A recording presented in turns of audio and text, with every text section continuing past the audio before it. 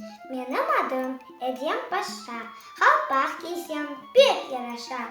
Kırım Tatar blogerim men. Tuğhan tarımını öğrenem. Kırım Tatarım ben, vatanım Kırım. Ateşke girip çıksam da hep birgeni aytırım. Kırım Tatarım ben, eşit ey alem. Tırnak kadar Kırım'ım, hiç de sana değişmem. Selamünaleyküm balacıklar. Bugün ben kağıtlardan, buklenmiş kağıtlardan yapacağım ev.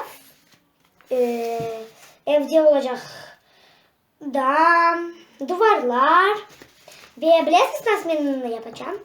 Bu da yaçıklarını ben onu yaparım ama unse tutkal yapıştırmayacağım. Bana bizde balaban tutkal var. Son biz bunları boyalayacağız. Damda olacak evet. Şimdi bana bizde gerek 1-2-3 diyor. Ve 5. bizde dam olacak. Buklayımız damını. Bitirdik. Temine koyamız kağıt. Koyduk kağıt. Ve alamız bir tane. Ve onları gerek bunda yapıştırmak. Açılmasın. Başlayımız. Şimdi yapıştıralım. Yapıştırıyoruz. Tutkal.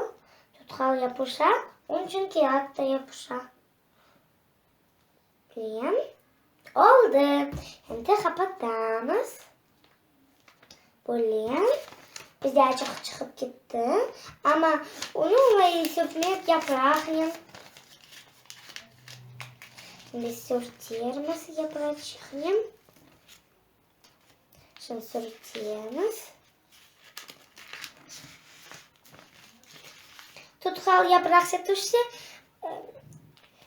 korkunç değil. Hepsi gidiyor. Şimdi gerek basmak ve beklemeye. Bu kuruğancız. Koyamız. Şimdi ben ikinci sorunu yapacağım. Bana balacıklar bize hepsi hazır. Şimdi biz tutkalını yapıştırıp ev yapacağız. Şimdi biz ev yaparız. Başlarız. Alamız bunu. Böyle.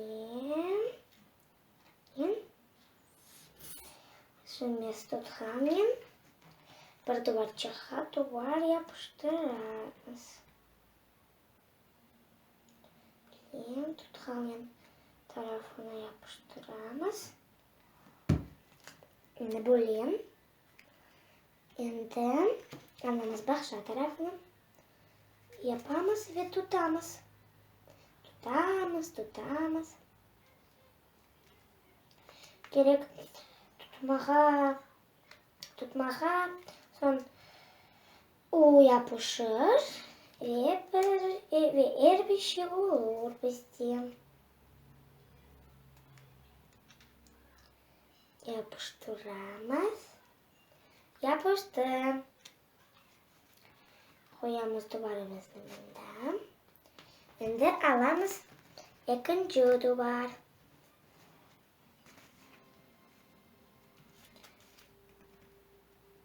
Alam.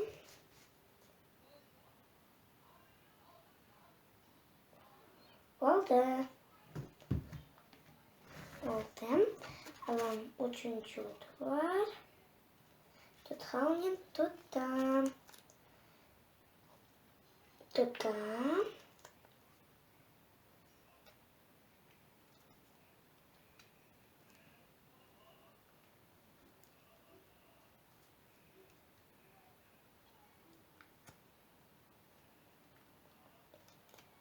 Son balacıklar.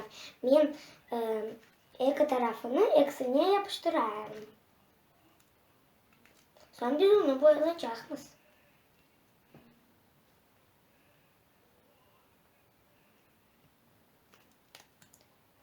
Oldu. Şimdi bekleyimiz ve yapamız da. Siz Mana balaçıklar bize buraya dam oldu.